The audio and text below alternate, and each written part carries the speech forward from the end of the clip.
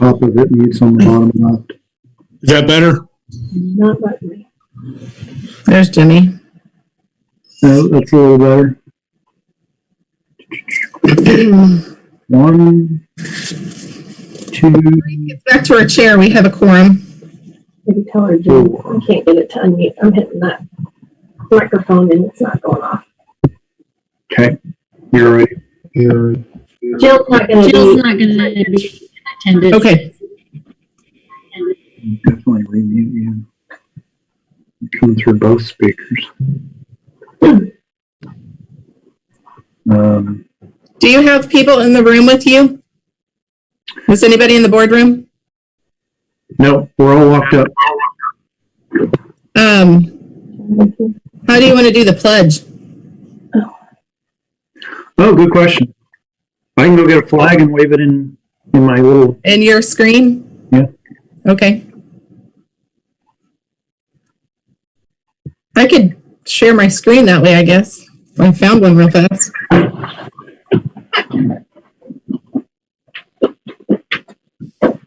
You have a small flag? What?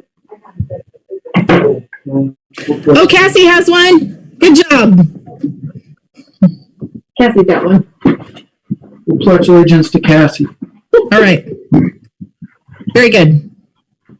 Well, we'll go ahead and call this meeting to order since we have a quorum. If we would all please join in the Pledge of Allegiance to the United States. I pledge allegiance to the flag of the United States of America and to the republic for which it stands, one nation, under God, indivisible, with liberty and justice for all. Thank you. Thanks, Cassie. All right. Is there a motion to approve the agenda? Or any changes to the agenda? I have a question. Yes, Steve? Why is our, let me find it. Our,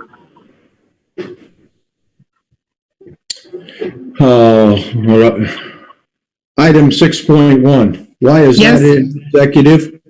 Because it's related to personnel, named personnel. But it's, as I understand it though, it's just, it's public comment. It's named personnel. It needs to be an executive session. Okay. I didn't think that that was the point of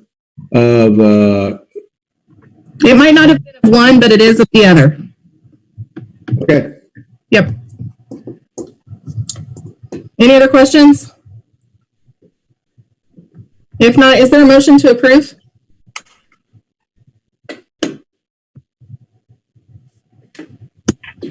Therese, so moved. Thank you. Is there a second? Second, Jimmy. Any further discussion? If not, we'll roll call vote. All those in favor, please name yourself and say aye. Aye, Lori. Aye, Therese. Hi, Jimmy. Hi, Steve. Hi, Justin. We're just approving the agenda. All right. You couldn't hear him, but I saw his mouth move. Motion carried. 5-0. Okay. Next will be the consideration of the consent agenda. Is there anything there that needs to be pulled off? If not, is there a motion to approve? Therese, so moved. Is there a second? Second, Steve. That was Steve. All those in favor say aye after naming themselves. Aye, Lori. Aye, Therese. Hi, Steve. Hi, Jimmy. Hi, Justin. Thank you. Motion passes 5-0. Okay. Is there any additional public forum? None outside of the agenda item. Okay. All right. 4.1 is request from the Assyria Summer Youth Program to use the bus as we have in years past. They'll pay for the fuel and the driver and compensate the district for insurance coverage for the time it's used. Any questions about that?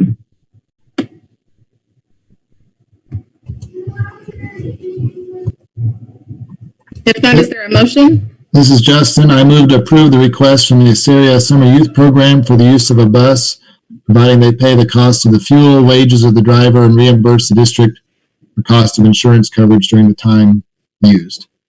Okay, it's been moved. Is there a second? Sharice, second. Is there any discussion?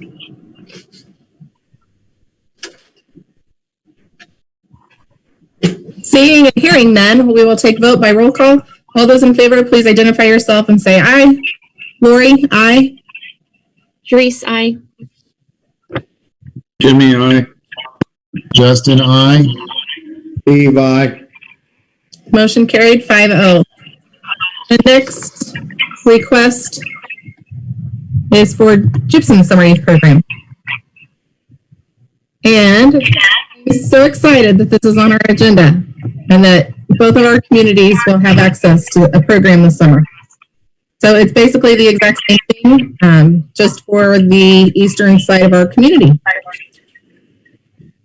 This is Justin. I move to approve the request from the Gypsum Summer Youth Program for the use of a bus, providing they pay the cost of fuel, wages of the driver, reimburse the district for the cost of insurance coverage during time of use. Is there a second on item 4.2? Sharice, second. Any discussion?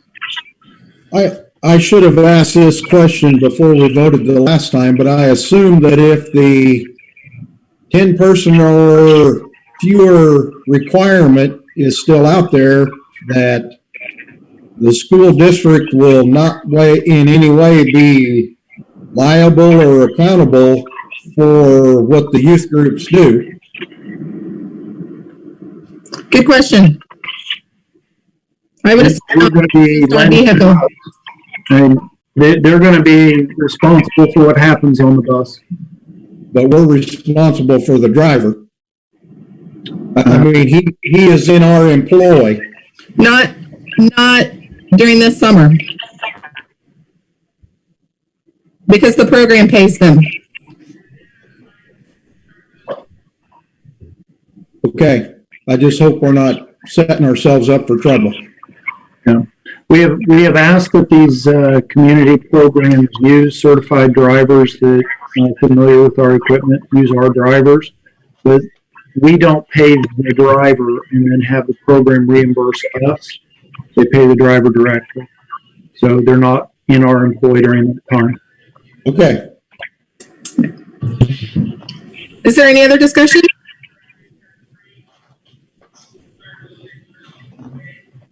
Okay, hearing none, we'll vote. All those in favor, remember to identify yourself and then the way you vote. Lori, aye. Sharice, aye. Jimmy, aye. Justin, aye. Steve, aye. Dwight, aye. All right, motion passes 6-0. Next thing on the agenda is item 4.3, reviewing our enrollment projections for next school year. So I provided this chart for you that shows our enrollment projections, and I highlighted a couple of concerns that I think we need to be aware of moving forward. The current 1920 school enrollment K-12 is 688.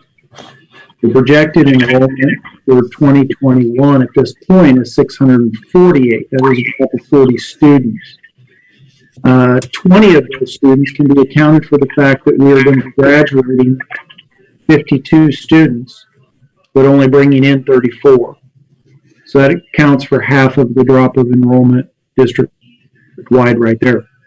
There are some other issues going through or things to be concerned about. One in particular, if you look at second grade, this year is at 35, at least it was September 20th, is now down to 30.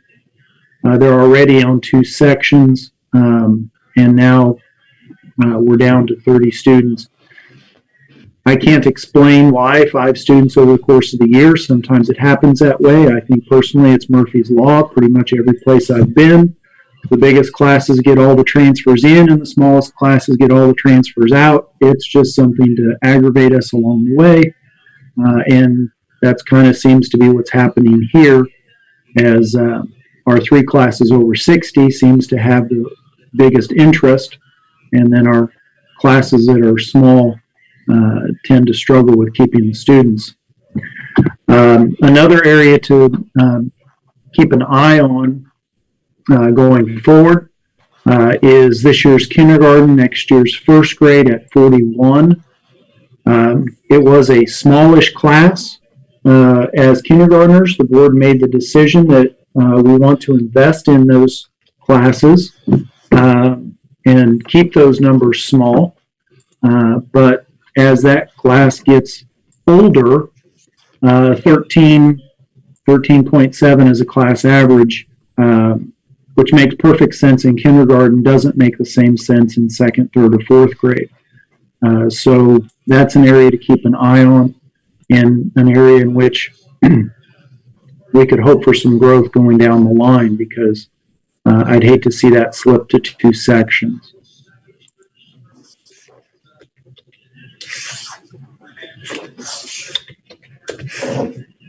Okay, and then your out of district requests are current, is that right? Requests are not on this chart. Okay. You do have out of district percentages, and that was updated as of last week. As of this week, as far as applications, that is not on this chart because we've just really released those in the last 2 weeks. We haven't gotten a whole lot of out of district applications, new applications yet. Okay. You can see that the highest percent of out of district students in the entire district is this year's seniors. Because it is this year's seniors and they will be graduating, our percentage does come down. It was, I believe it was in the low 30s when I got here 5 years ago. It's in the high 20s now. And it varies from class to class, but you can see the variation there. The lowest percentage we have is 19%, and the highest percentage that we have is this year's seniors at 41% out of district.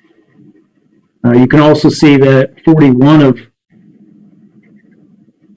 of those students that are out of district are staff students. So we've considered staff to be automatic admission, and that makes up, what percentage of that is that? 1/5, 1/4. Yeah. I would also note that senior class started out like in the 30s. Very typically, where we will see our largest number of applications for out-of-district students are going to be kindergarten, 7th grade, and 9th grade. And when people inquire, those are the areas in which I'm most encouraging, because 7th grade, you're starting a new building. You're also automatically eligible by CASHA rules as starting a new building. And 9th grade is the same. If you transfer mid-junior high, say semester of your 7th grade or at the beginning of your 8th grade year, CASHA rules, if you have not moved, you are ineligible now for 1 full year. It was a semester, now it's a full year. So I would expect to see a lot of our 8th grade applications just disappear. they're not going to give up their 8th grade activities probably at their home school if they're not moving. And then the same thing will probably happen in high school. You'll see a reduction of the number of applications in grades 10, 11, and 12. But Keisha gives free eligibility to 7th and 9th graders. All right. Roger, I had a question.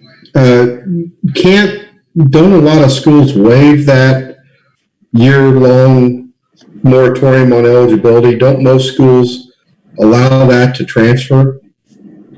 We are not allowed to waive it for varsity competition, but they have allowed some of that to be done for junior varsity, sub-varsity. No, I mean, can't the transferring school, the school they came from, waive that? No. I thought they did. Not Well, unless extenuating circumstances. Wayne, did you want to pop in on that?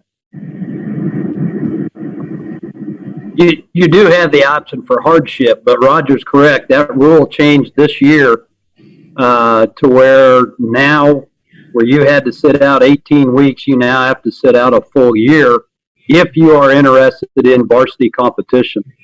We had some kids want to come in right at the Christmas break, the holiday break, and we went through multiple discussions, but once they understood that they would lose the full following year for varsity competition, then they decided not to transfer. Now, if you want to come in for junior varsity competition and you're truly transferring for academic or other reasons, then the Activities Association is not against that, and you can come in and play junior varsity. And we've had some kids do that. We had one of them do that this year. Wayne, for clarification, is that mostly during the middle of the year, or do they hit us also at the first of the year? There'll be some that hit at the first of the year. In the past, you would have people that would transfer at the first of the year knowing that they would be eligible for the second half of the basketball season. They would be eligible for softball, baseball, track, and they could come in, and those were their interests. I think there was some abuse of that system, mainly at the larger schools, and then the larger schools pushed that, and now it's a full year for varsity competition starting in 2020, 2021. So we can't talk to the previous school and work something out. I thought that was more flexible than that. I apologize. All right. Any other questions for our administration? So to follow up on that, you'll see at the bottom of the approved sections, hasn't been approved, I guess, there is a list of 19. This current year we have 20. We moved Shauna Henry into the library position, and at this point we intend not to replace that position but transfer internally to make sure that we are covered. So we will actually drop one section in the case 6 for next year. We don't have that document. Same document, it's just kind of off the chart at the bottom. It says 19. I just added up that. Oh, okay. There's no names. It's just a number. Yeah, just number 19 at the bottom. That's total. Gotcha. Total sections from each of those K6 elements. Okay. Sorry. Any other questions? All right. Thank you for the update. We will now move on to our early childhood survey.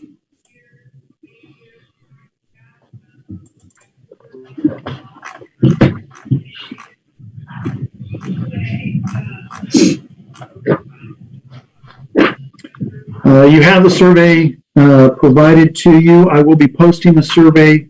I believe I should be posting the survey to the website to make it publicly available. I didn't see anything in here that was would make it something that we couldn't do that for.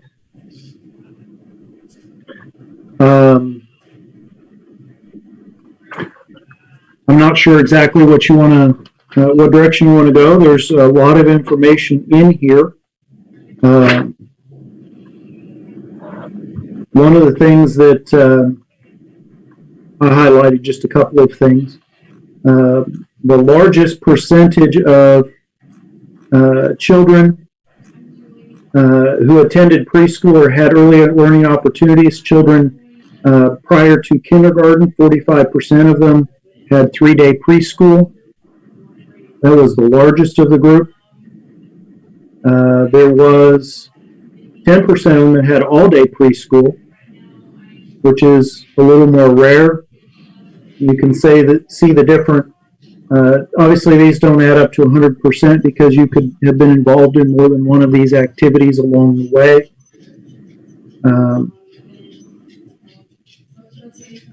On the different levels of preschool.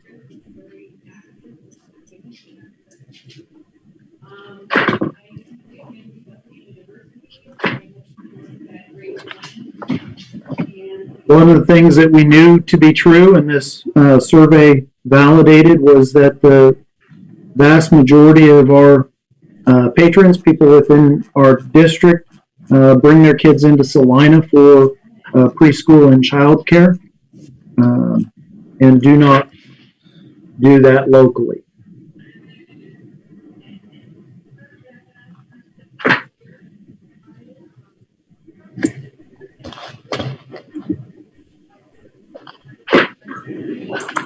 I don't have necessarily an outline for discussion. Is there certain questions or directions you want to go with discussing the survey?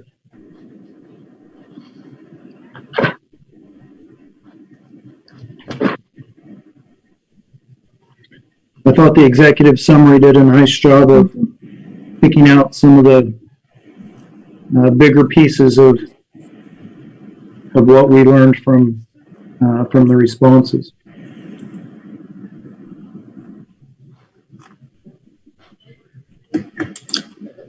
Does the board have any questions or observations?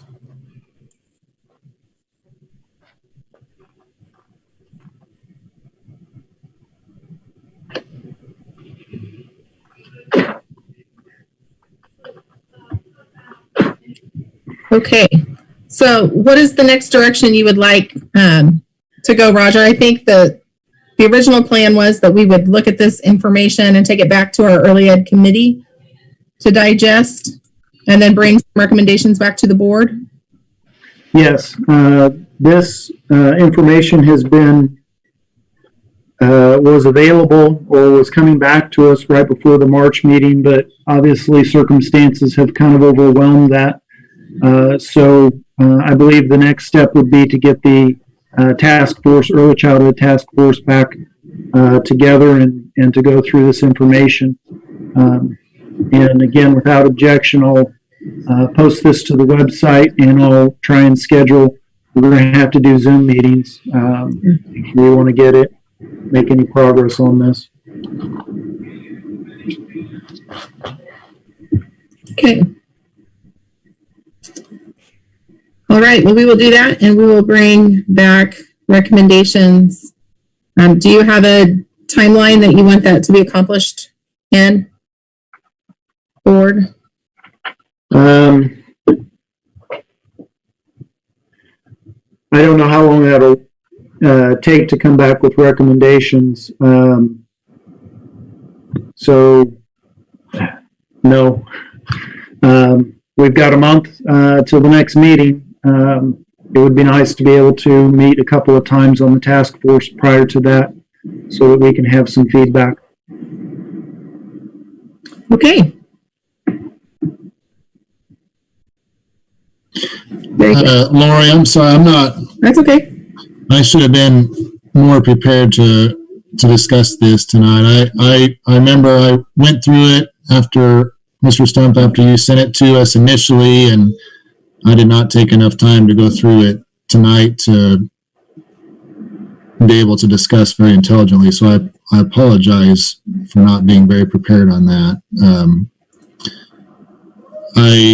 I'm fine with the committee discussing it. I just don't want to get the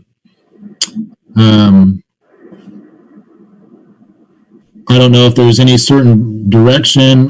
There's no certain direction that I have, I guess, at this point in time, based off that I'm prepared for tonight. I just don't want the committee to do a lot of work and then come back and then it's a different perspective than what the board has.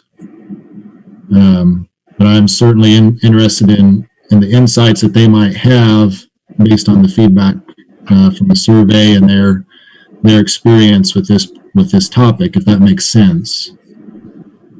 Yeah, if you remember, the committee is comprised of many professionals who work in this field, either currently or have retired in the field, including our current in-district preschool director and our local child care providers that are in our community. So, Lori, I did have one question as we're looking at some of the percentages. They said the 40% consider the 306 as a good location, 31 consider Assyria, 22% consider gypsum.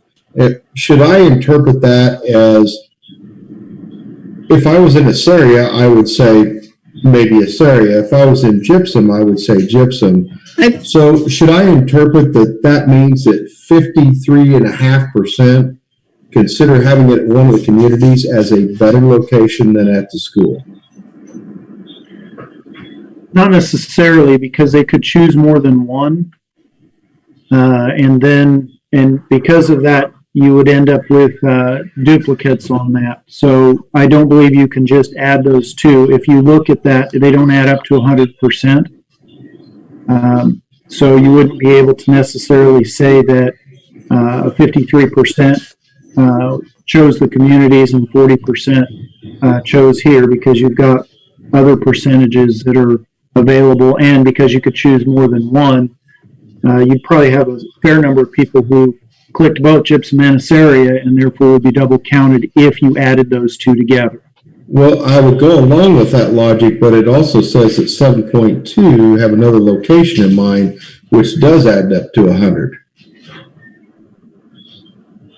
It says 31% Assyria, 43.3 the school, 22.5 gypsum, and 7.2 another location. Now, in my math, I think that's and then there's 100%. 30, but there's 30.3 that say we should not offer a preschool at all.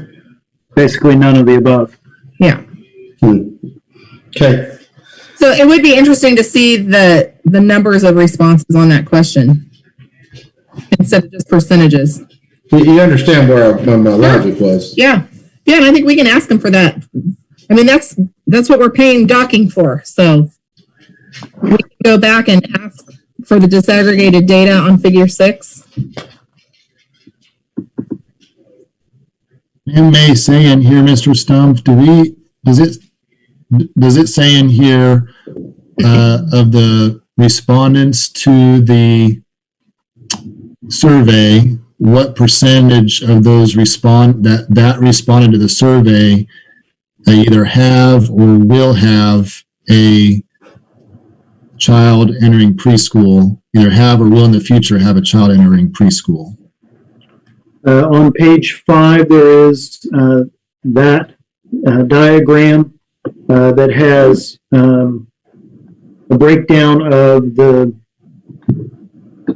people who responded. You've got 43% had children that did attend but are now grown, 44% that currently have students that are in our school building, and 15% have students that are not old enough yet to have entered our building yet, our district yet. So you can see that 85% of them have people who are currently enrolled or used to enroll. And then 15% of them would be families that have not sent kids to us yet coming up. And then figure 7 on page 9, Justin, talks about them with current preschool age children, and there were 29 people that answered that question. But those are only kids that are currently enrolled in a preschool somewhere. So there could be more there that that aren't enrolled somewhere, according to that answer. Okay, so we can kind of make a guess. I mean, we know for sure that 15% off of figure 2 there of the survey respondents will have a preschool age child, but there's probably a good percentage in that currently in USD 306 school that may also in the future have a preschool child. Yeah, because then if you keep scrolling down on page 10, it's talking about there are 39 respondents who have preschool age children. So it's indicating that 10 were not in a preschool based upon the figure on page 9.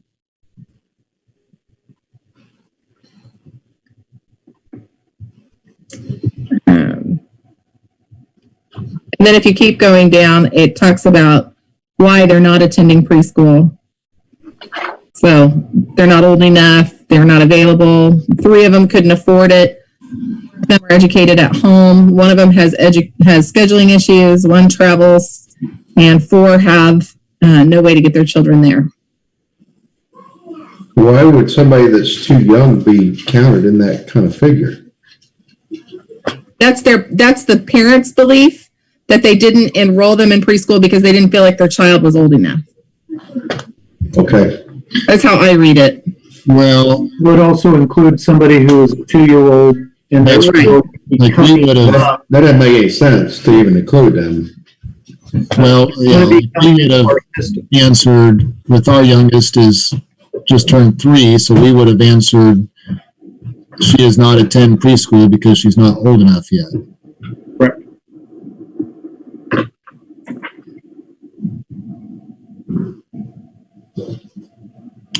Okay.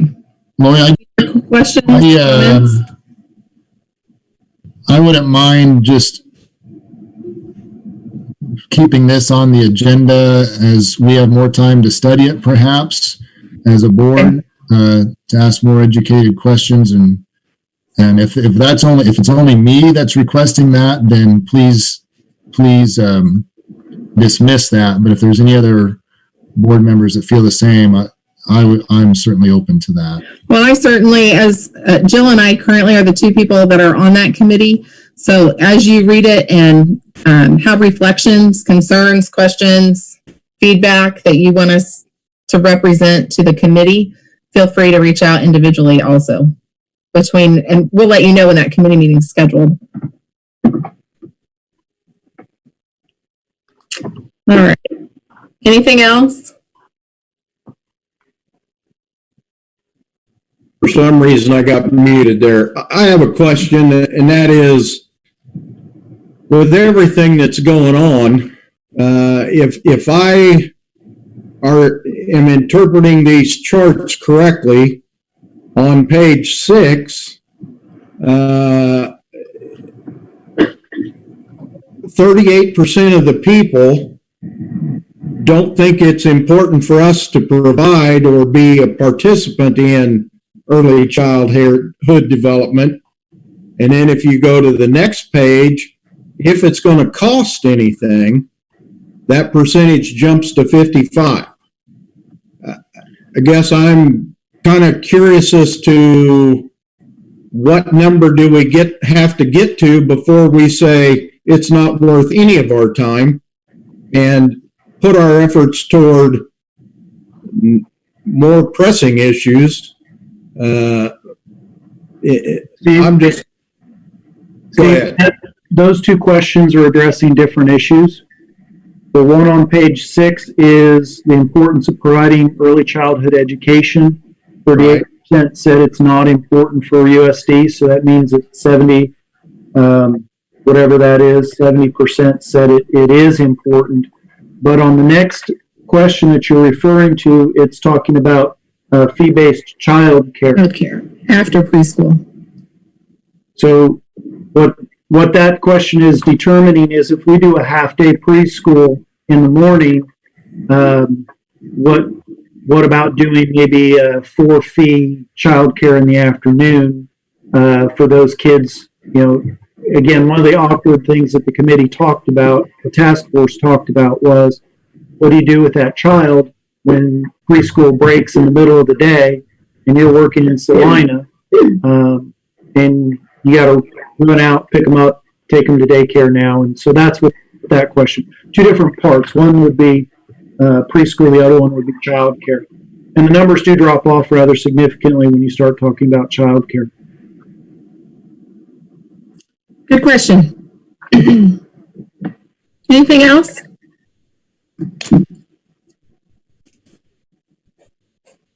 Okay, I will reach out to Fort Hays and ask the question about the disaggregated data on figure number 6. And we'll let you know when the task force meeting is scheduled so that if you do have additional feedback that you want to share, you can do so via Jill or I. Okay.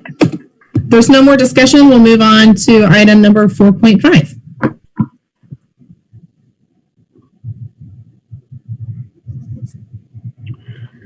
I included a couple of different things here for you to consider. We had talked as a facilities committee about upping the carpet budget. I had budgeted $20,000 a year to cycle through the different rooms, the older carpets, and switch them out. The facilities committee recommended that we bump that to $30,000 for this summer and take a bigger chunk. So when John had the carpet guy out here, he just had him bid the whole building and came out to $44,000. And so if we go back to our 20, that works out pretty well for doing it in 2 summers. But honestly, I thought there was more carpet than that to even be replaced. And this is something that might be worth doing all at once, especially if we can get on their calendar and get moving on this. We've got a little extra time in the building to get something done. So the question is, we had originally discussed up to 30, now we're up to 44. Would you like to do this in 2 bite-sized pieces over 2 years, or would you like to just jump in and take care of the whole thing? So that is one question to put in front of you. Anybody from the facilities committee want to? I guess personally for me, in light of everything and not even knowing what's going to happen next year, I'm in favor of splitting it over 2 years. I'm with Steve. With everything going on, I'm just worried about funding for next year or possibly the year after. I don't believe we've seen the impact of it yet. I think we need to be looking into the future quite a ways. Make sure we have money just in case our funding gets cut. Well, I appreciate that, but we have to recognize that our capital outlay comes separately, and we have $2 million that we're sitting on essentially right now for those projects. So that's not tied to enrollment. It's not tied to our, that's just cash on hand right now. So just be aware of that. And I'm not saying that I'm disagreeing with you, but it's a different source than the base state aid. Dwight, do you have any? Well, I understand where you're coming from, Lori, and you're right, but I also get what they're saying to be prudent in that aspect. And I also, there could be some problems with collections of local taxes and other things too that we can't foresee. And I know we're sitting on that money now, but that doesn't mean we'll be sitting on that later. I normally would say get it done, but I also defer to these guys because I think they've got some real sense in this. So I probably would split it.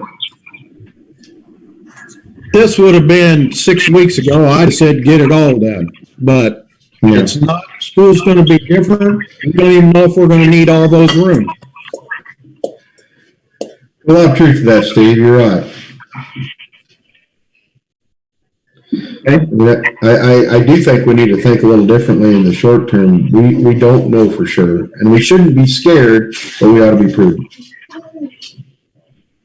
No, Yeah, I wasn't saying we're gonna spend down $2 million. I wanted to be sure that the source of funding was clear. Oh, I understand, Larry. I think if we're gonna split it, I think we need to hit the high traffic areas first and then the following year hit the other. These are mostly in classrooms, and we'll be prioritizing based on how bad the carpet is. Some of the rooms are in higher need. Some of this carpet is way past due, and it'll be nice to get back up and running. Get a fresh update in there. So I can split that into two. The second thing on here does require a board vote, and that is to purchase a bus. We have priced the bus to be added to our route fleet. The state bid has been included for you, $86,275. The gas bus similar to the one that we purchased last year, similarly equipped. We applied for and received a $20,000 grant from the feds to retire an old dirty diesel bus, and that bus requires us to destroy the bus. And we have found an option, somebody who is willing to do that for us. So I ask that you approve the state bid for the bus, approve the grant, and approve the destruction of the old bus. James, can you tell us who does that and what the circumstances are for that? It's a guy out of Sterling. He buys old buses and basically destroys them, gives them guys something to do, and they're slow. He will take pictures of what he does. You have to drill a 3-inch hole into the block and cut the frame in a couple places. And he's done that for the Sterling School District. And he says he can do that for us, and that would appease the grant. So basically, the bus is going to cost us $66,000, right? Correct. Yeah, that is correct. And does that include is there a fee for the destruction? No. Okay. He will buy the bus so he can destroy it for us. And I assume James, you're completely happy with the gas buses and you're ecstatic. I am ecstatic. Really? I couldn't see that from here. It's all the mood lighting I have here. I see that. Okay. What's he gonna pay us for the bus then? What was that? How much is he gonna give us for the bus? $600. The price has already been settled on. I just have to call him and say, let's do it. You said 600? Yeah, I believe that's what it was. We sold the last bus that we replaced, and what did we get? Like 1,200 out of it? Yeah, 12 to 15. And it's somewhere down in Texas right now. Is that Mary Jo's old buses? Yeah. So, I mean, we're talking about a 25-year-old bus. 20,000 is way more than we're going to get out of it. Correct. I mean, I can run those numbers. If you're happy, I'm happy. The other thing to consider on this is we budget $90,000 per year for transportation. We were not intending to buy a route bus this year. We bought an Equinox because we needed a vehicle for school use, going to professional developments and things like that. Needed to upgrade a vehicle there, and that cost us about $20,000 at about $23,000. So we weren't planning on buying a route bus this year, but when we were awarded this grant, the combination price of this bus plus the grant plus the Equinox is almost exactly our $90,000 budget. So we were able to move that purchase up from next year to this year. and that will free up our money next year to take care of other needs that we would have.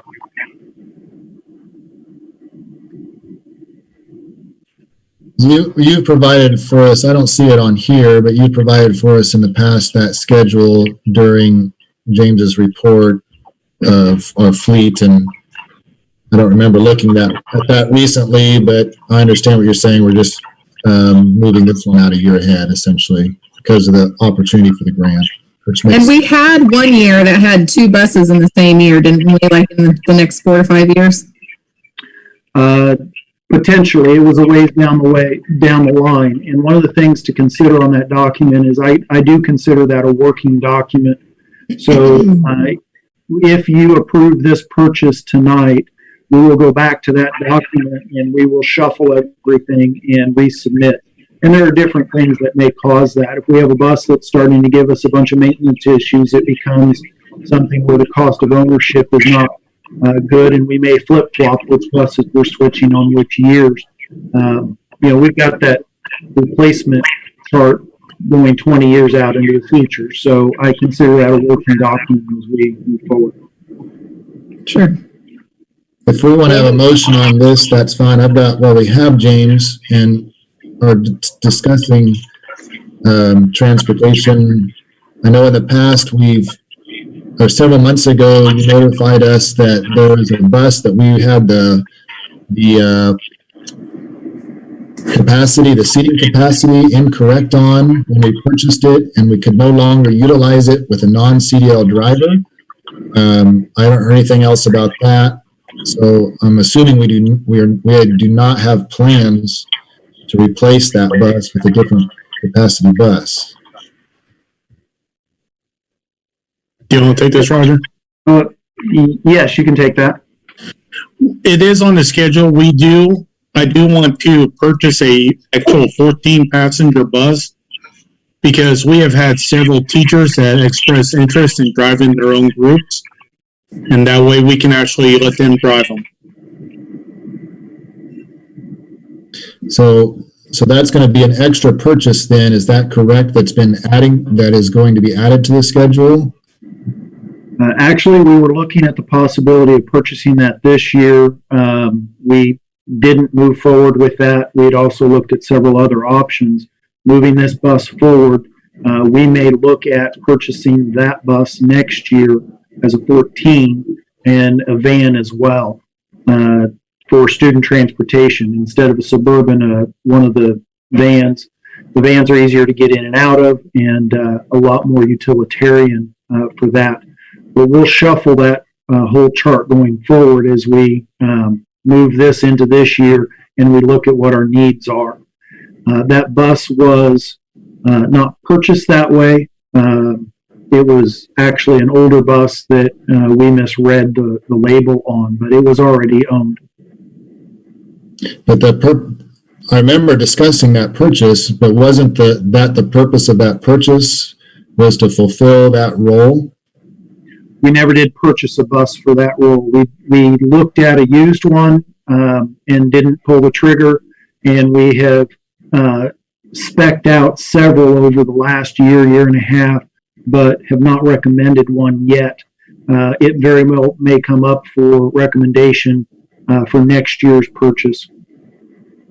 So what's the bus that we purchased that we misread the capacity on then? It wasn't a purchase. It was an existing bus that we had in reserve, one of our small buses.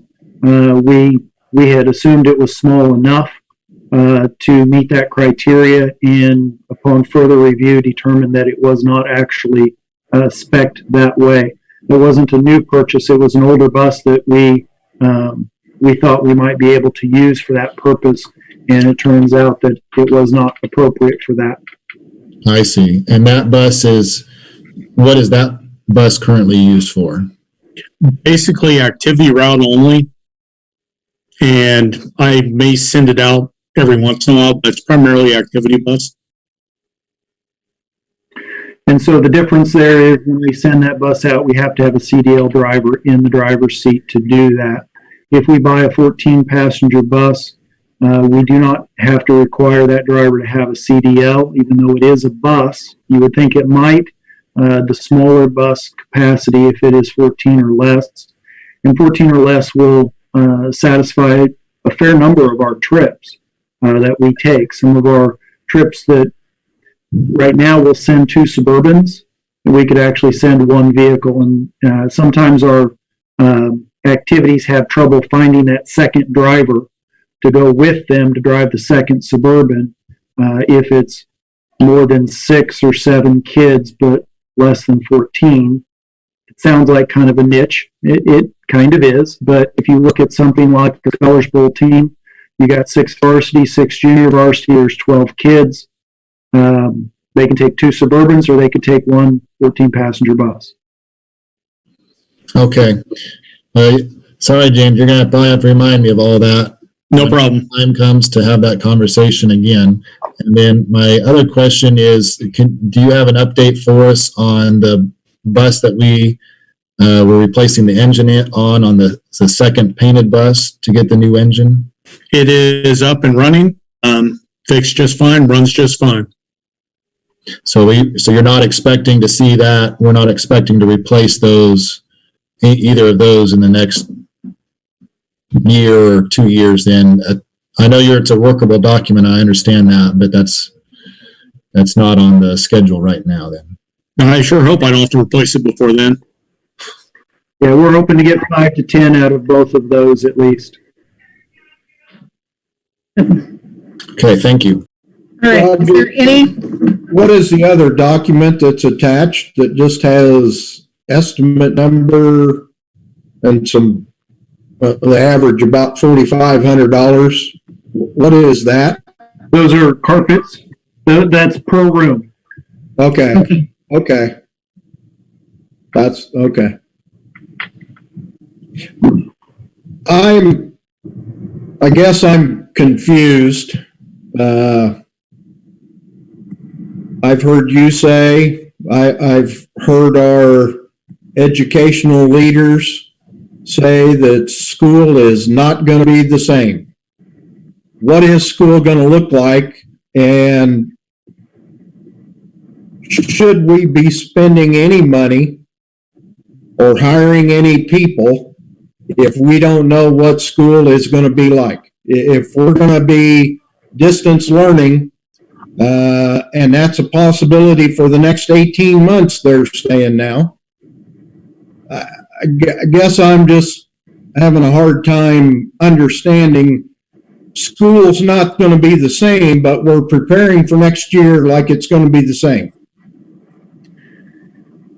That is a fair point. I don't know when the best time to bring this question up is, but I guess it's when we're getting ready to spend money. Yeah, it certainly is a fair point, and one of those things that we should at least have in the back of our mind as we're moving forward. If we are stuck with an ongoing situation that this is not resolving and we have to make adjustments next year, as far as personnel, that first part of your question, we will still need the personnel to manage the distance learning and be in place. So I would not hesitate to go ahead and put personnel in place because we're still going to need to manage those things. As far as the bus purchase, can I ask a question? Please. If distance learning is going to be the way of the future, I guess I would have to think that with all of the online schools that are already out there, we could outsource that cheaper than we can maintain a building and pay personnel. It's certainly not our hope to convert to distance learning and make this the new normal. I can see very easily that as we go through this process, we may be able to find some ways of melding the two, bringing some of the things that we've learned over the last month and the next couple of months into our classrooms so that we're able to kind of move forward with everything we've learned through this process.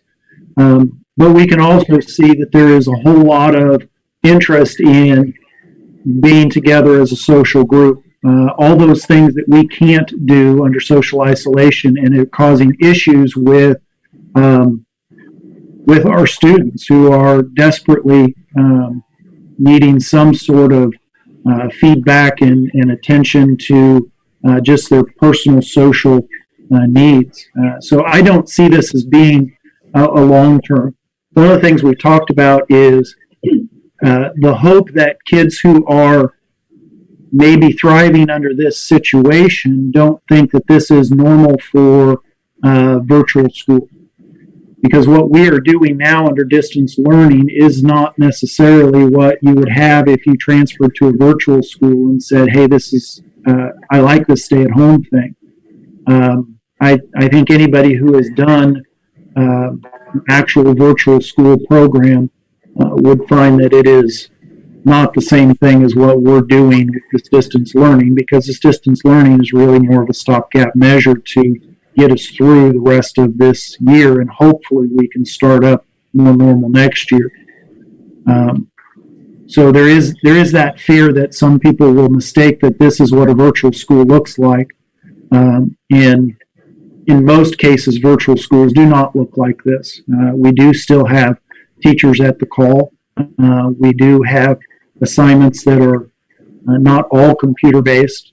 And again, we are working under the guidelines that less is more, which may not apply to if you're going to do a full-time virtual classes for later. Can I ask Steve a question? Steve, are you directing this more towards, do we really need to replace the bus? Do we have to? Is that what you're trying to say on this topic? I'm questioning everything that is going on. I am questioning the directive number 1 a month ago for Kansas to be the first state in the union to cancel schools for the remainder of the school year, when Kansas didn't have a reported case yet. I'm questioning the less is more attitude, the direction that we are taking. I'm questioning who is able to tell us what is going to happen and how we can be good stewards of our district and do the right thing. And I don't think that there's anybody out there that can do that at this point. We all have our own opinions, but I guess I question spending hundreds of thousands of dollars in a total package, buses, teachers, you name it, add it all together. We're spending hundreds of thousands of dollars with no direction, in my opinion. Well, if we take it one piece at a time, then, James, do we have to replace that bus this year? We don't have to, but after this year, I only have 2 more years that I can use it legally. So The grant? No, the bus itself. The grant, itself. the grant, I think I have 6 months to do it, to purchase it, or else I lose it. 90 days. And 90 days. Is the grant eligible? Is this a new grant that has only been eligible for 2020? Or has this been a grant that's been in place for some time? It is a grant that's been in place for some time, but it is a fairly low return. I think I've applied for it 3 times before, and this is the first we've gotten it. And I don't remember what the percentages are, maybe 10% of the applicants. I thought we got it on the last bus. Didn't we get it on the last gas bus? I kind of remembered something to be to that. No, I've been informing you for about 6 months that we were told we were eventually going to get this grant, and it took them this long to finally actually process it and send it to us. We won this grant quite a while back. We got a letter that said, hey, eventually you were nominated, but they didn't even know where the money was going to come from. They had to figure out which budget it was coming from. So it was kind of backwards. It was one of those things, here's your grant, don't spend it yet. So yes, this has been on their radar for a number of months now because we were told that it's coming. It just took them this long to do it. We have not received this grant previously, and it's good for 90 days from the letter, and the letter's a month now. So the other thing to consider on this is I do believe we will get back to normal school. I don't know it's going to be in August when we've got it on our calendar. I do believe it will happen, and it will happen within the next school year. And school buses are not going to expire on the shelf. Yes, we have a limited number of years, but we very rarely run a bus 25 years because we beat them up on our back roads to the point that usually somewhere around 20 years, we start looking at how many years we've got left for them. So I do believe that even if there is some question about starting up school in August, in the normal way, back to the traditional format, that it still will happen. Whether it's September or it's January or whatever, eventually we will get back to regular school. So I thought they've been saying it would never be the same. So how can it be normal? Well, I mean, to me, there's no gray area. It'll be normal or it won't be. And I know you're not the fortune teller. I get that. And I'm not directing any of this at anyone personally. I'm wanting the thought out there, and I'm wanting some consideration as to options and where we might be best and worst case scenario. And are we going to look back 6 months from now and say, man, did we do the right thing? Or are we going to say, gee, were we ignorant? That's what I want, some thought. And I don't feel like anybody from the White House to the State House is doing that. It's just, let's write checks and get by the day. And I guess I hope that as the elected governors of this district, we're intelligent enough to give some thought. I mean, that's why we were elected, and we shout from a soapbox that let districts run themselves. They'll do a better job, but we're not being able to do that right now. I guess my question is, we have 2 months left, 60 days left on the grant before we have to spend it. Why don't we table the bus for a month to see where this is going? A month is going to tell us a lot. Could very well be. Or, how long does it take to get a bus? Do you have one picked out, James? Or does it take you a week, a day, 2 days? The turnaround time on those are about 4 months. Yeah, but I guess what my question is, does the grant take place? Do we fulfill the grant if we say 2 days before it expires, we purchase a bus? It just says to submit a copy of the purchase order. So we can put a purchase order in a week before it expires. Right. Let's say we drag it out as long as we can to see what this world's going to be like in 2 months, a month. I agree. It makes good financial sense. There's no way we'd ever get 20,000 for that bus. I agree with the thought that's been put into it. I agree with that 100%. Well, I think that we table the motion or table the discussion on the bus purchase. second. Is there any further discussion? Hearing none, we'll vote. Please identify yourself before voting. And this is to table the discussion about the purchase of the bus and acceptance of the grant. I'll start. Lori, aye.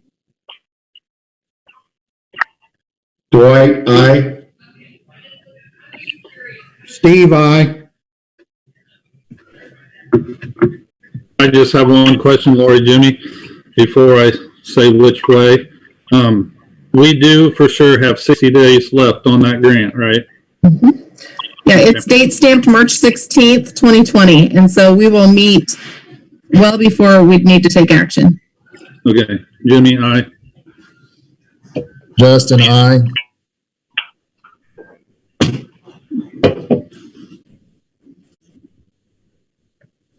Sharice? Oh, can you hear me? Yep. Okay. Aye. Okay, motion carries 6-0. So we'll have this back on the agenda in May. Okay, thank you. Okay, and Thanks, James. going back to the carpet, we kind of had direction from the facilities committee to split that into two.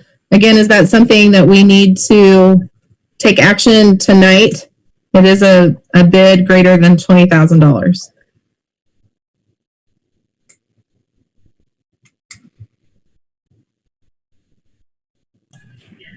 It is a bid greater than $20,000. It was approved to spend up to 30 previously. But you can, I would appreciate a motion at this point just to cover our bases that I'm not sure how it best fits to split that, because we'll want to make sure that we cover the rooms. It may not split equally at 22,000 each year. Right. It may go 24 and 20 or 28 and 18, but so I'm not sure how you'd want to do a motion. We had one to do up to 30, and you could make the motion there, and then we can let John determine which rooms and which areas make the most sense for highest need and easiest to split. Okay, thank you for that clarification.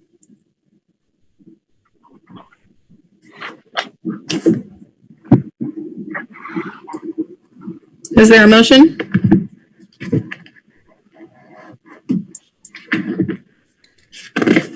I move we approve spending up to $30,000 for carpet replacement, aiming for something closer to 22, to split our carpet expense over 2 years. Is there a second? Sharice, second. Is there any further discussion?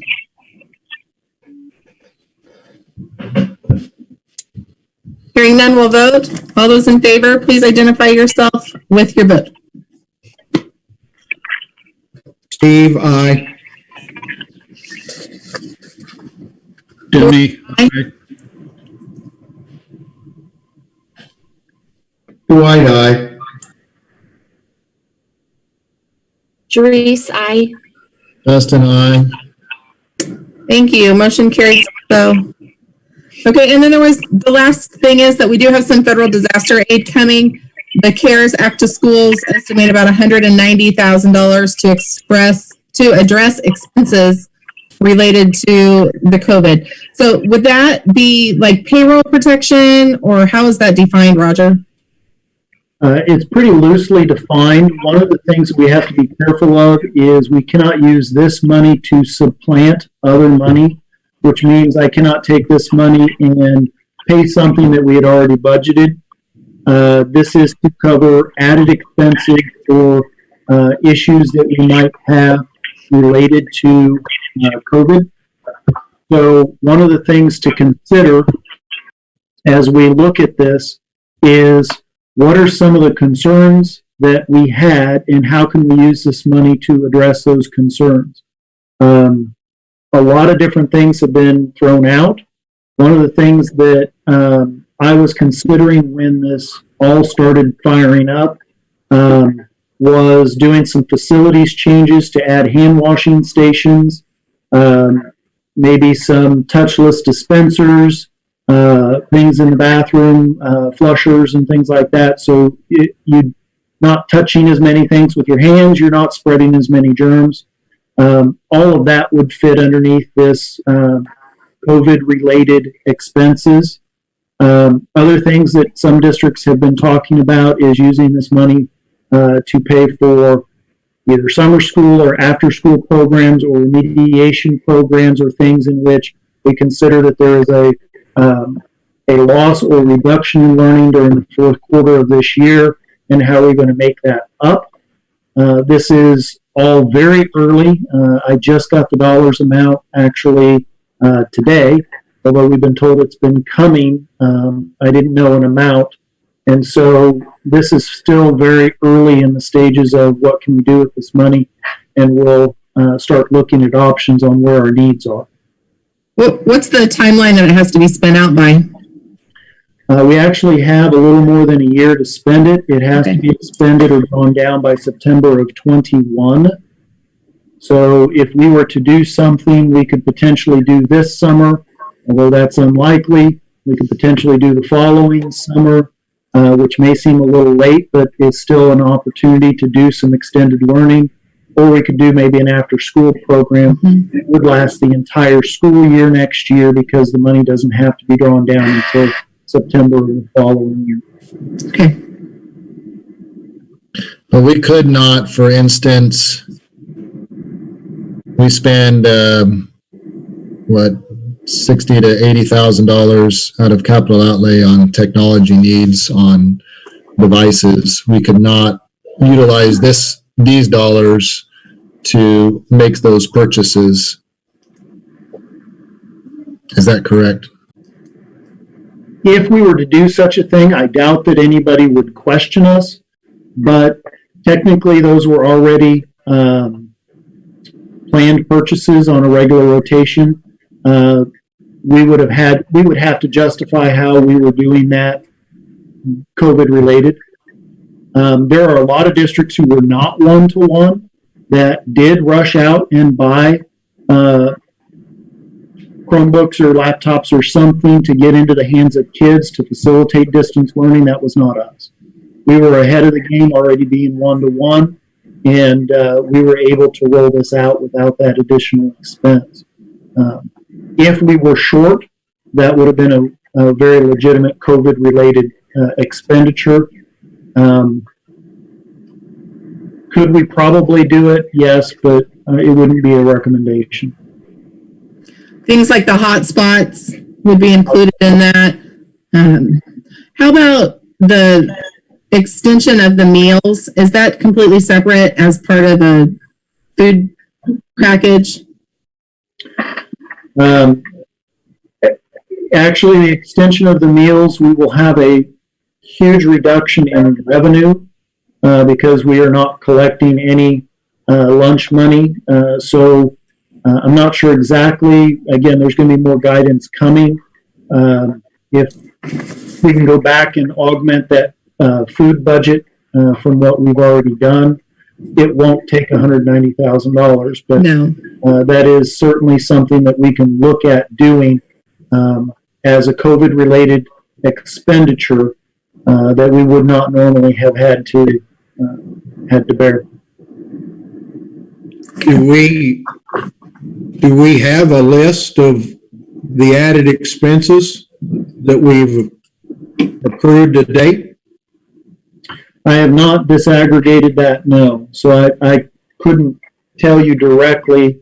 And one of the things as we've been moving forward is budget-wise, this has not been a huge hit to our budget. We are spending more money on food services. We're spending less money on transportation.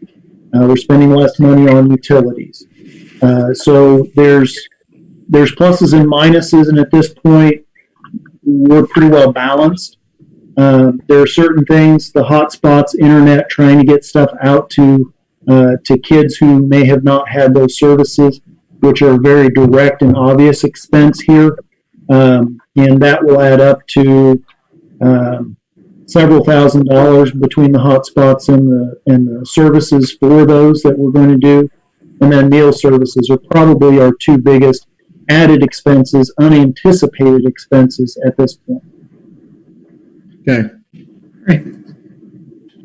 Thank you for answering all these questions. So what you're saying is what you're saying is we have to have expenses to justify it. It's not just a grant, it's up to 190 is what you're saying. It's estimated because the state has not received the check yet. Okay. So they will parcel it out. They gave us an approximation of what they anticipated being. So that is just a rounded estimate at this point. We will get more specifics over the next couple of weeks on both what that exact dollar amount is and what the guidelines are for spending that. And then that'll be a discussion going forward. But we have to have expenses to justify it. We just don't get 190. We have to actually have expenses to put against it. So if we come up with 50,000 expenses, that's all we'll get. Anything we don't spend will revert back to the feds. So we'll send it back to Washington, D.C. So Gotcha. Well, I just want to be clear. I just wanted to know. Any other questions on capital outlay projects? Okay, we'll move on to Board of Ed communications.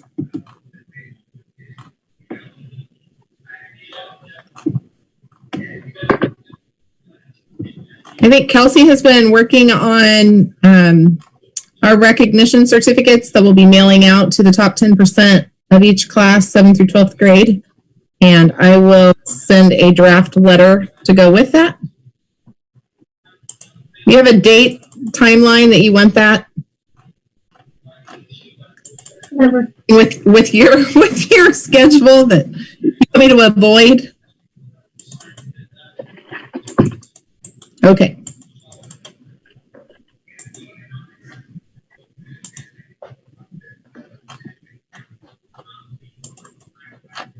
I attended the Zoom meeting.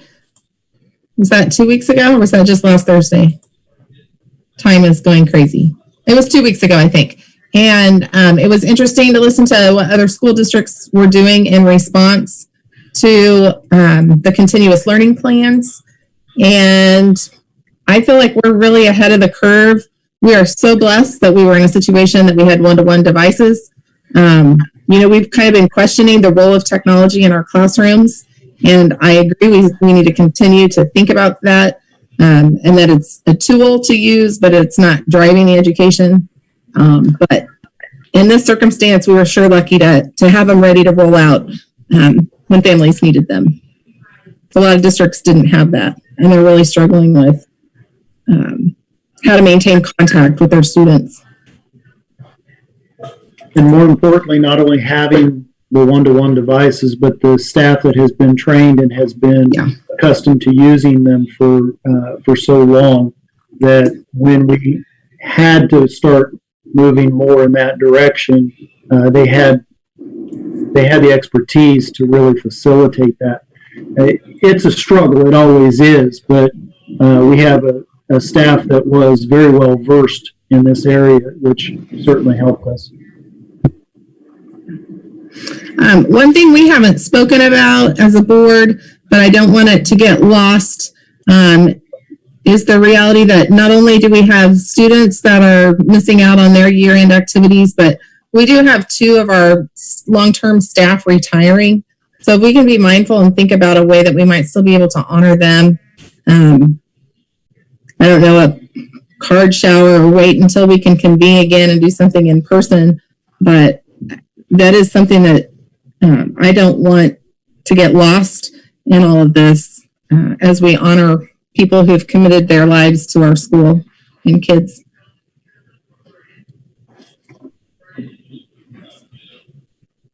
Anybody else have any? The only thing I have is graduation. We haven't talked about it much. Had a couple questions from senior class parents, what's going on. Basically, I just told them we haven't. Waiting to see what happens. Didn't know what everybody else's thoughts are. I like where we're going. I don't want to cancel it quite yet, but I know some parents are getting antsy about what to do and what not to do. Well, we have people in our community that are wanting to plan something on what would have been graduation date, just to recognize, and they're planning a parade where they're encouraging our graduates to drive a certain route and encouraging people in our communities to be in their yards and make yard signs and figure out ways that they could celebrate our students.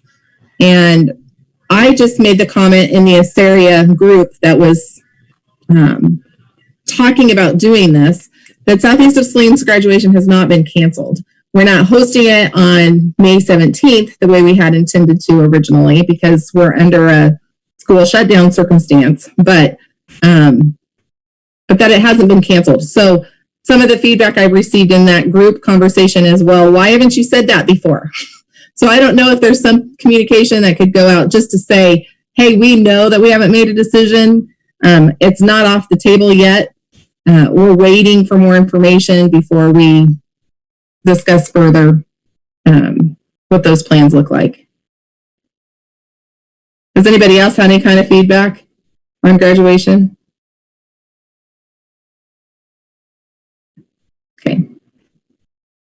In the various different communications that I've sent out, I have mentioned both to students, teachers, and patrons that at this point, graduation is postponed. That's as far as we've gotten. It is not canceled as far as the ceremony goes. The governor's executive order closed school buildings through the entire month of May. I believe May 30th is the official date.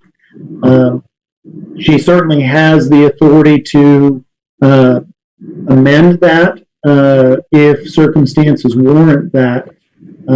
But it also wouldn't be prudent to expect that to be the last word on when we can start getting back together. We looked at some of the early social distancing, and they said groups of not more than 100. We've got 53 seniors, so you throw in 20 faculty and the people who's handing out, all of that stuff, you're pretty close to 100 already, and we don't even have a single parent in the stands. So, the possibility of trying to do something virtually where, the seniors are in person and we broadcast it to everybody, there's just all sorts of thoughts going around. There's also several districts that have already named a graduation date this summer. Again, it's not prudent to do it in June because we don't know what it's going to look like. There's been several who have already named a Saturday in July, and there's one district that named August 1st.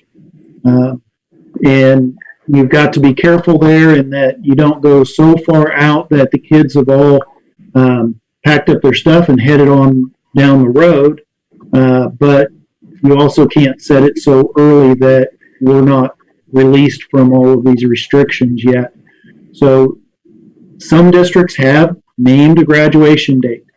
I've thought that to be premature, but by the time we get together in May, we will need to make a decision on what we're going to be doing. I did see Salina Public Schools made the decision they're hosting commencement via the radio. All of the speakers that were coming will be broadcast on 99 KG, and then they will determine a date some other time where graduates can walk across the stage and physically receive their diplomas. So I thought was an interesting response. My senior said, don't do anything if that's what you're going to do. What's the point? All right. Any other Board of Ed communications?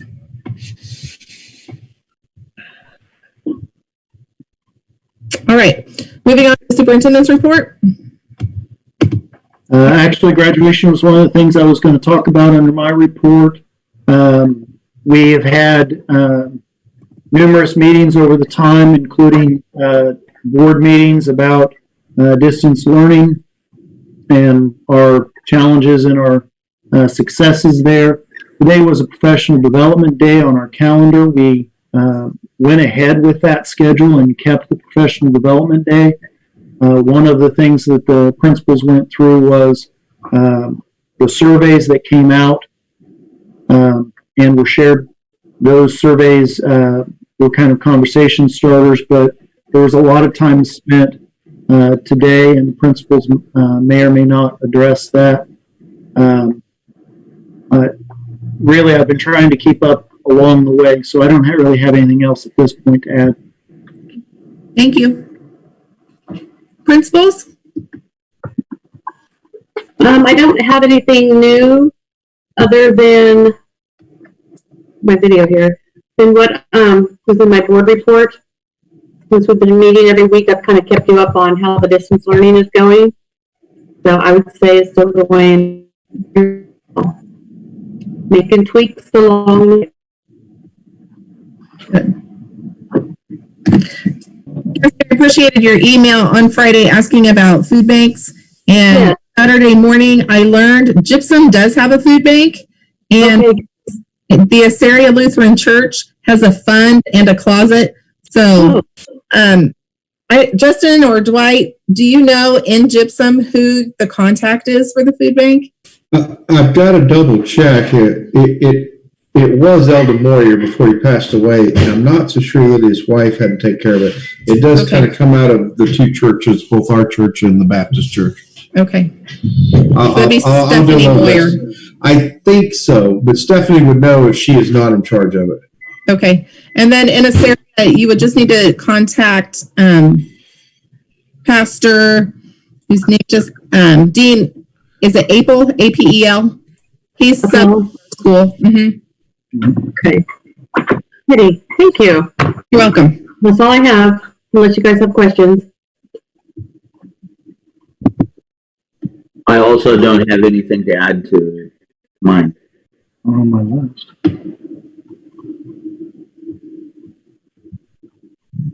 Any questions for Cassie or Dr. Ogle?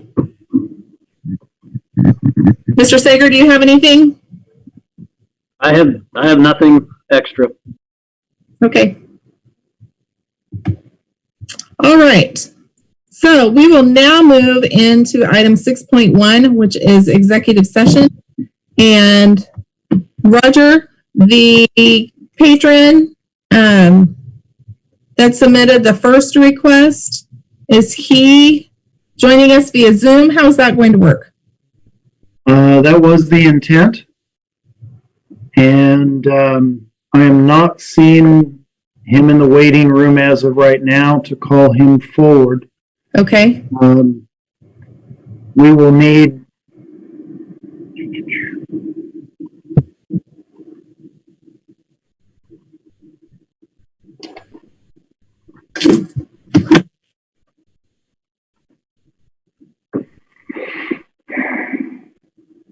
I am not seeing him at this point.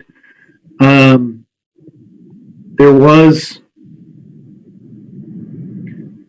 two different personnels for executive session. We can do the second one first if we would like to, or we can jump in and start the discussion because we do have at least the topic there. And what do you, just a second, I'll see what Kelsey.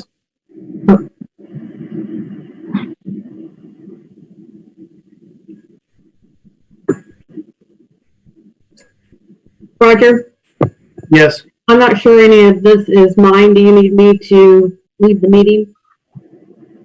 I do not have anything else for the principals, with the exception of if you would like Mr. Sager to stay. Okay, thank you, guys. I do think we'll want you to stay. But I think that it would be appropriate to hear the information alone and then to call Mr. Sager back in. What do other board members think? Are you good with that? I agree. Okay. It's fine. Kelsey, did you hear from Dave? No. He just texted me. He said he can't get logged on. Okay. You have his email address? Can you resend the link, please? And see, it should have the password and everything. Can we take 5 minutes, Lori? I think Yeah. that's a good idea. Great idea. Thank you, Dr. Ogle. Thank you, Cassie. Thank you, Andy. Oh, Thank you, okay, I've got one in the waiting room. Okay. Christy's in the waiting room. She was slated to go second. Okay. So we're taking 5 though? Yep.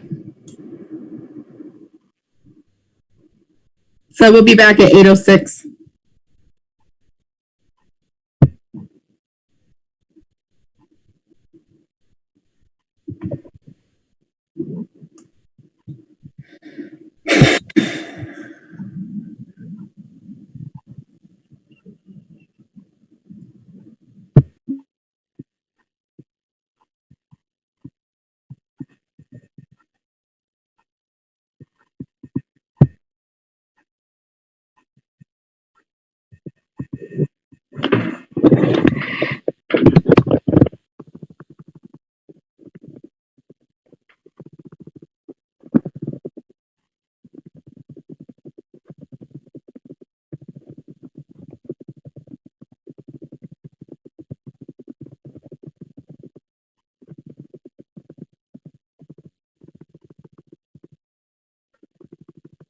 I'm going to assume, Roger, that this is like any other public presentation, that it'll be a one-sided conversation and we're supposed to just listen? That is correct. Okay.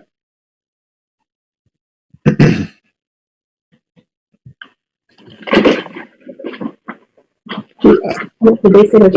Public presentation that I don't know, I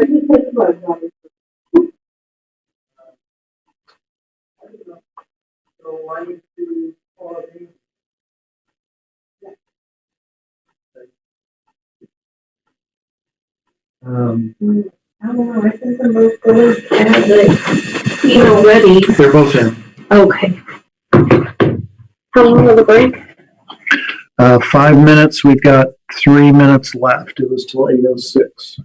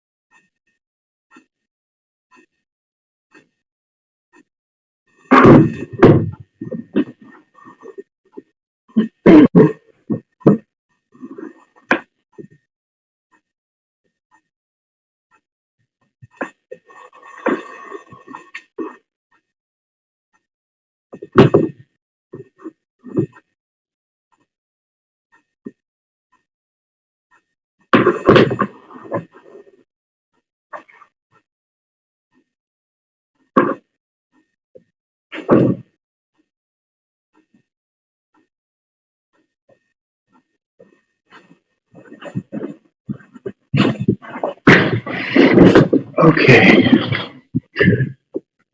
All right, so if you can hear me, we're going to come back into session here in a minute or two. Wayne, I am going to drop you into the waiting room until you're invited back into the meeting. And Andy, you are the one live streaming this after the board has made their motion, because the motion itself is in open session. So after the board has voted on their motion to go into executive session, I will drop you into the waiting room. Please verify that it is functioning the way that we expect it to function. And then we will move forward with our executive session for the board motion.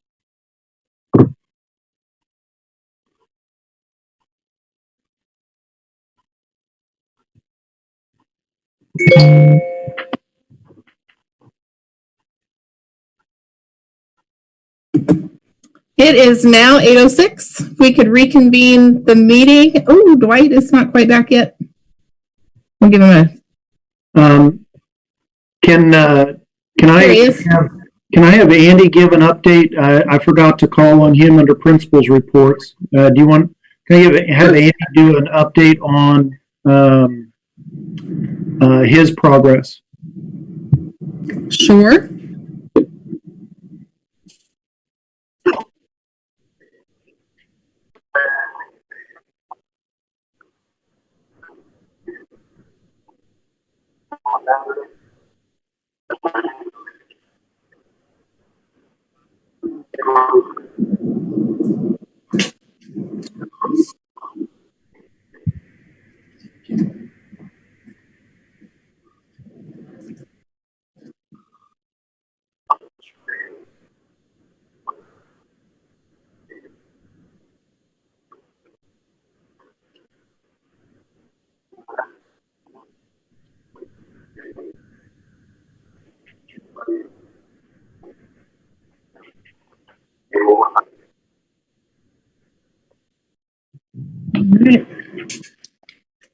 Thank you. All right, we need a motion to go into executive session with Mr. Dave Harp and Mr. Stump. Is there a motion? Will we want to come out and then invite the second person in, or will we, okay, we'll come all the way out, then you'll need a separate motion.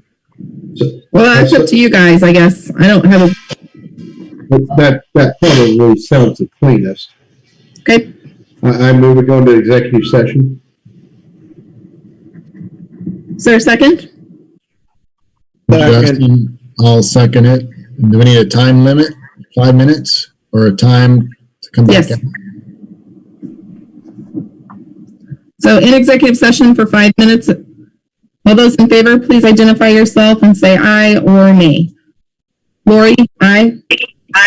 Sharice, I. Steve, aye.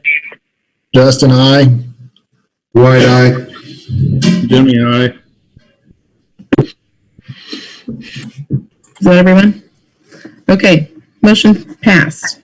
Okay, so we will put the live feed in the waiting room, and then I will bring in Dave to start.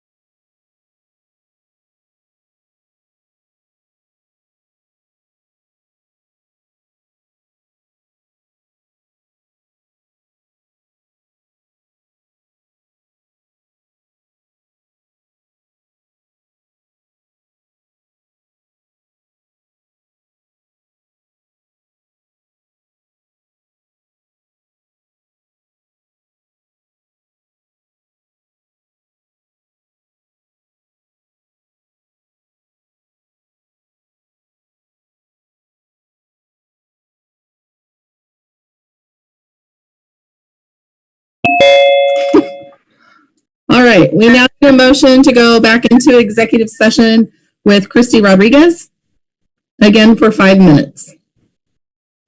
I so move. Steve, is there a second? Yeah, Was that Dwight? that was me. Dwight, Okay. yes, I apologize. That's all right. All those in favor, please identify yourself and say aye or nay. This is Lori. Aye.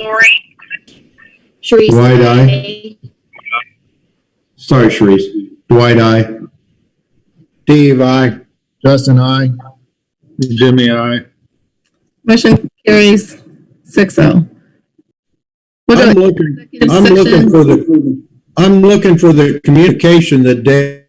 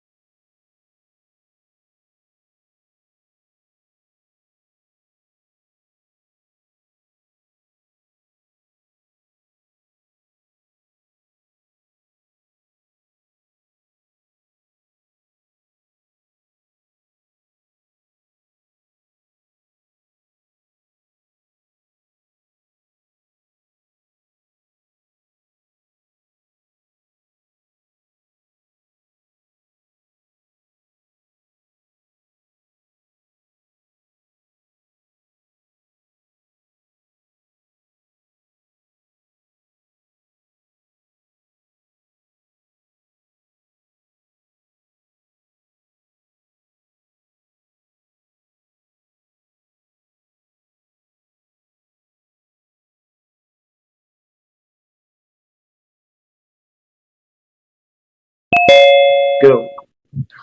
Now we are out of executive session. Thank you, Mr. Hanson, for getting us live again. How do we want to proceed, board? Well, do we need to go back in and discuss this a little? That would be perfectly appropriate. And who do I you? know of Discussion. no particulars. I mean, I've heard that people, We go 15 minutes with Mr. Sager. 15 minutes with Mr. Sager. I move we enter executive session to discuss student issues. No, is it personnel? Yep. Personnel issues, for 15 minutes with Mr. Stump and Mr. Sager and the school board. Is there a second? Second by Sharice. All those in favor, vote appropriately by identifying yourself. Lori, aye. Sharice, aye. Steve, I. Justin, aye. Dwight, aye. Jimmy, aye. All right, thank you.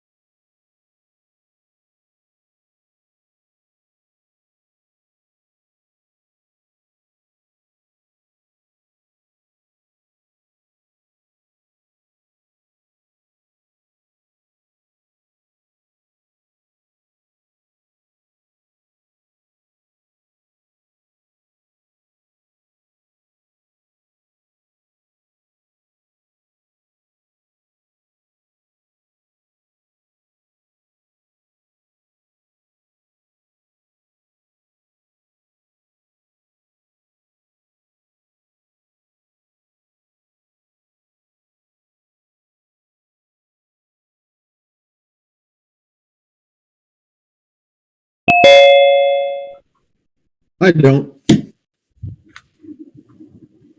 Board? If not, we can move on to the next agenda item. Thank you, Wayne.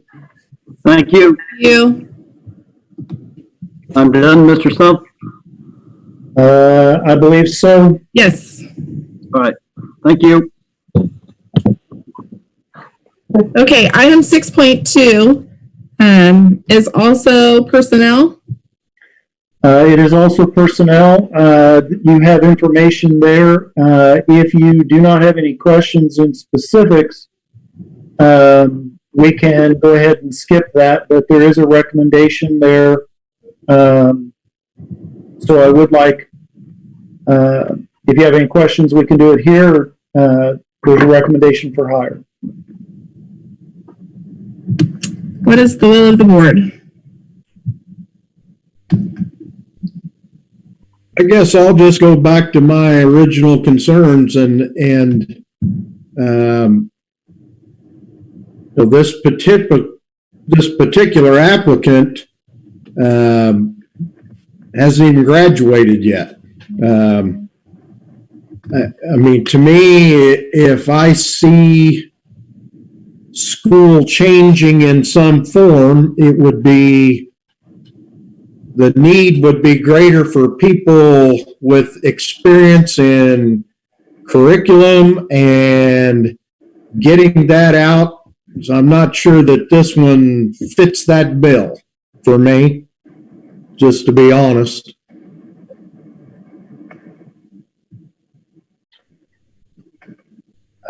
If we'd like to talk specifics, we do need to go into executive session.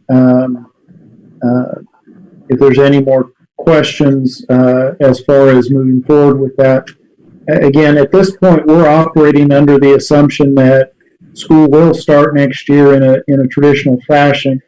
It may not be August, but we certainly are working under that assumption that it will be, it will happen.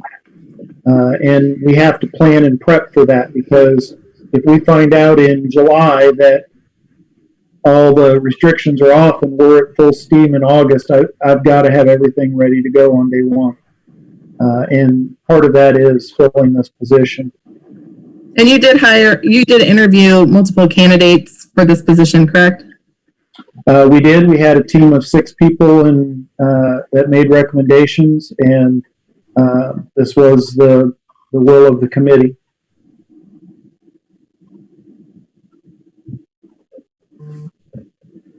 All right, I'm not hearing a motion, so I'm assuming that means we're all good with the content, and we can continue on to item 6.3. I would just like 5 minutes to explain this before moving forward. Okay. Is there a motion? Jimmy? Is there a second? Justin, second. Thank you. All those in favor, please identify yourself with an aye or a nay. Lori, aye. Sharice, I. Justin, aye. Dwight, aye. Jimmy, aye. Steve, aye. Thank you. Motion carried. 5 minutes. We'll be back at 8:57.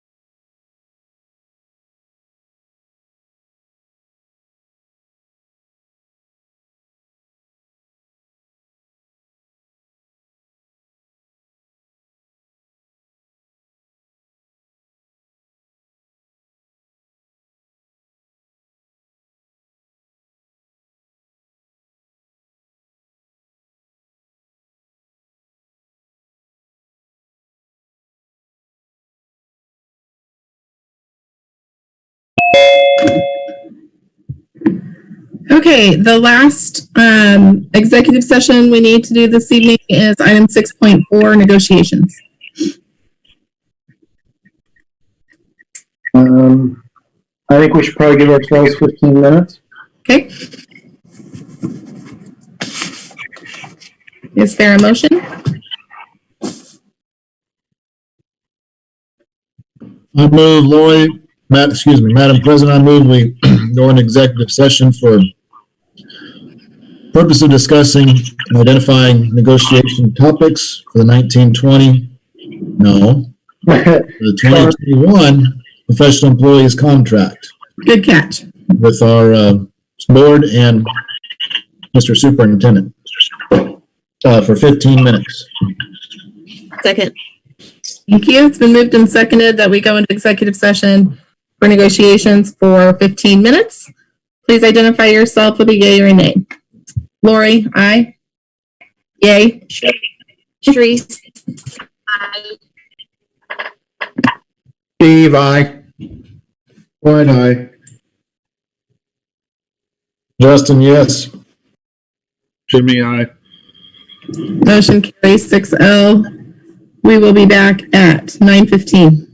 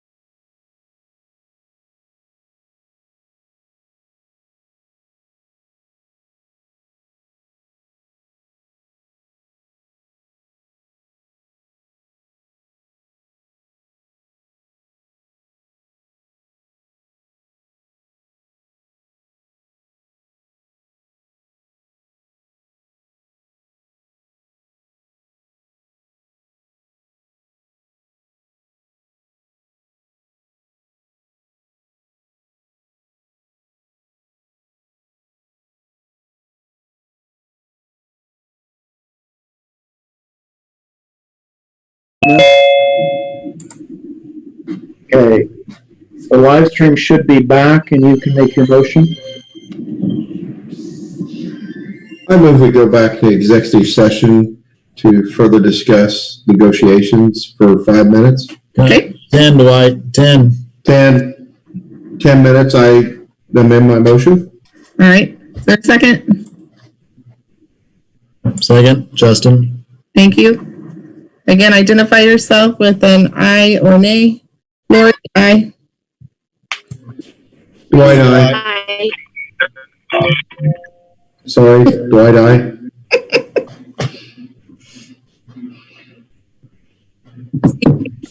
Were you Justin, part of that cluster? Steve, yes, I was. Aye. Okay. aye. Thank you. Motion carried. We'll be back at 9:26.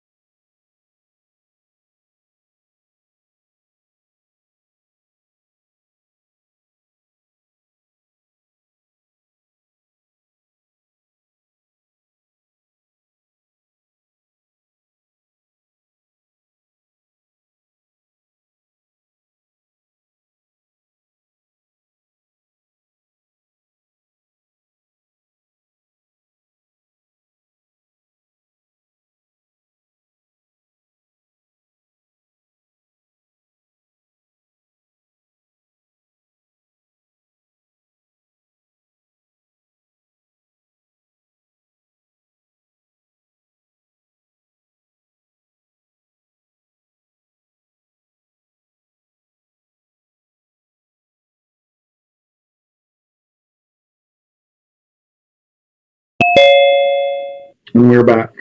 Okay. All right. The next item on the agenda is 7.1, which is resignations, terminations, and hires. Okay, so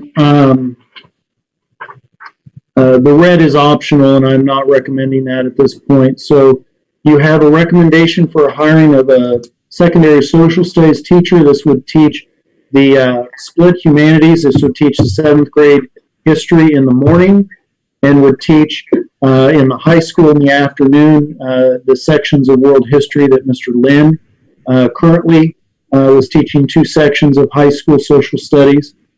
So this would cover both the splitting of the humanities and the extra classes that Mr. Lynn taught that we are not filling through the librarian, and I recommend this hire.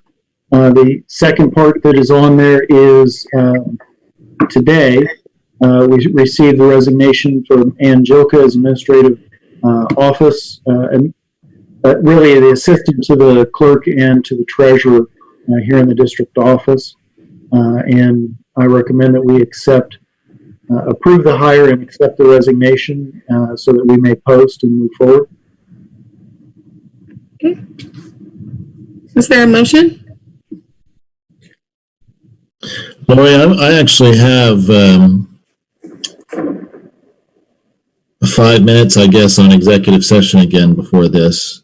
Now we can go ahead and make some motions, or maybe it's better to.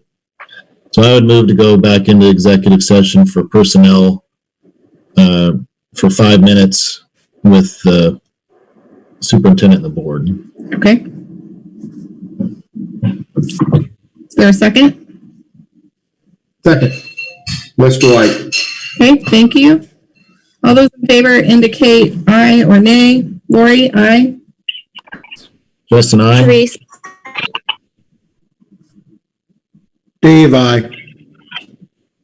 White eye. Jimmy, I. Motion carries 6-0. Back at 9:35.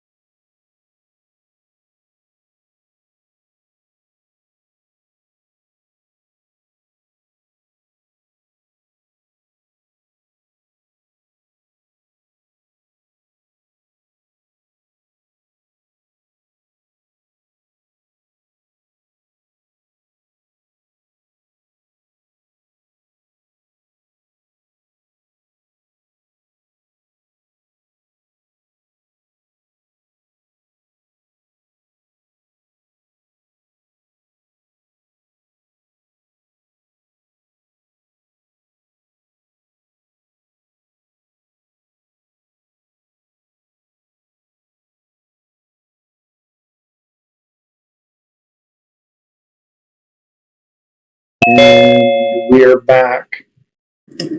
Okay, we've come out of session.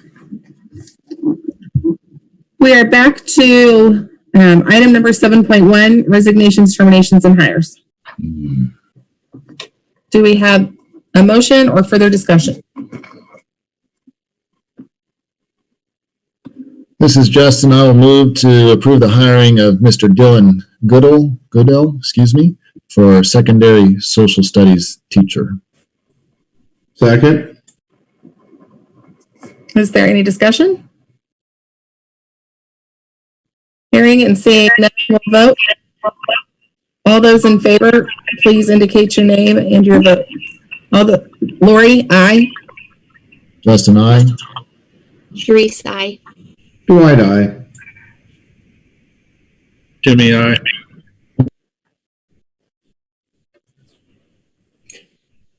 I move to accept the resignation of Ann Joka. Okay. That was Dwight. Sorry.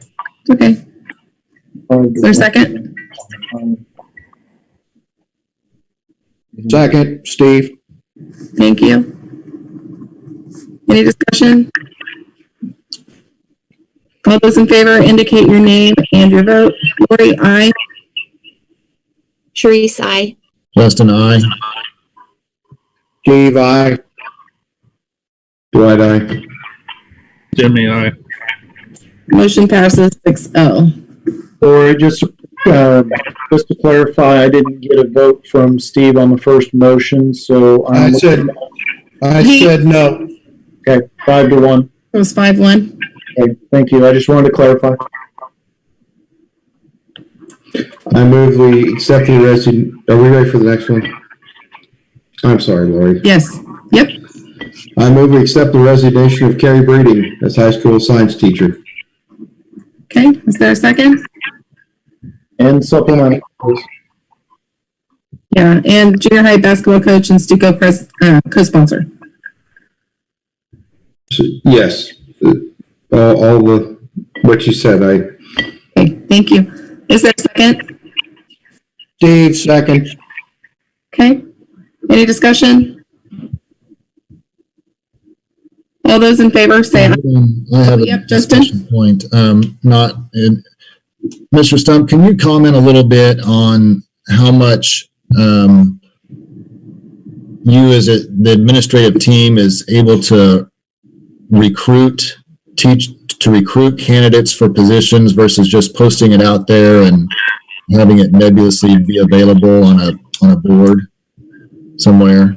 There are some tricks that we can do to recruit for openings, and some of them are a little more aggressive than others. But in general, unless somebody is in the market to move, you're not going to convince them to move. There are times in which you can, and I have contacted people and kind of planted the seed of, hey, you should look here. This is a great opportunity. But in general, it's people who are actively looking that you're really, those are the only fish that are biting. Is there any further discussion? Hearing none, we'll vote. All those in favor, again, indicate your name and your vote. Steve, aye. Dwight, aye. Lori, aye. Justin, aye. Sharice, nay. Jimmy, aye. Okay, motion passes 5-1. We have next on our agenda to take action on our student request for early graduation.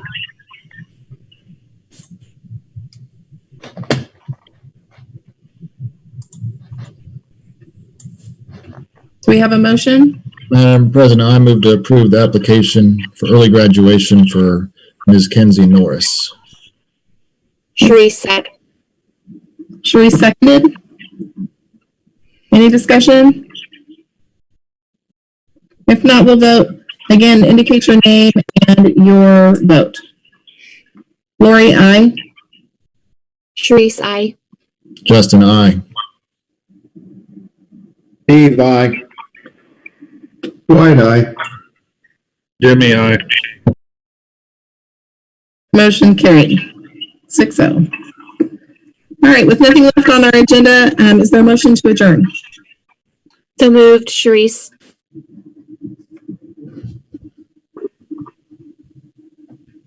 Justin, second.